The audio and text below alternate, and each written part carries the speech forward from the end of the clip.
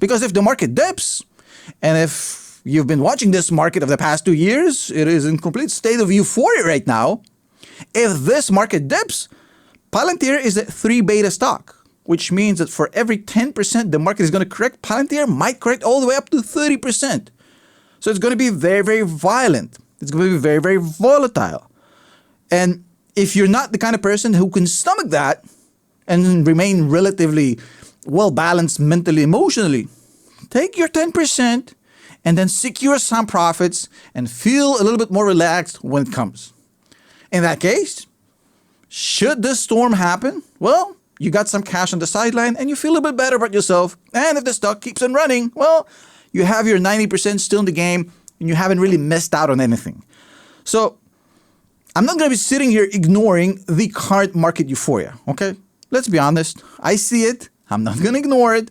I'm going to tell you right now, it is very, very evident. Now, Palantir is currently, in its current pricing configuration, might be the most expensive AI stock in the market.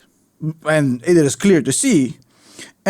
Short term, it is possible, and even I would say even quite likely that it's going to correct. Maybe this is the end of the correction. Maybe it's not. I don't know. But the reason that I am not actually selling is because I know who I am. And if you know who you are and you determine that ahead of time, you're not going to have this dilemma. If you know that you are a trader, well, this seems like a very evident possibility of a correction. And if you're a long-term investor, you honestly do not care and you don't play that game. And you shouldn't be buying and selling.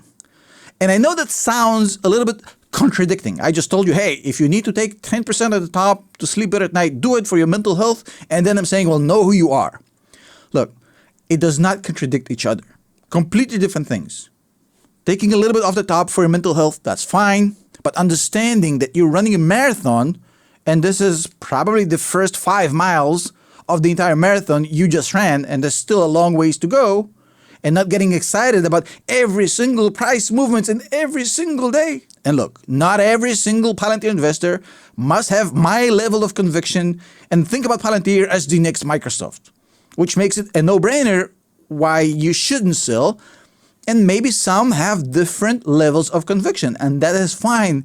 And I am okay with that. I'm not trying to create an echo chamber where people are not allowed to have different levels of conviction about the stock.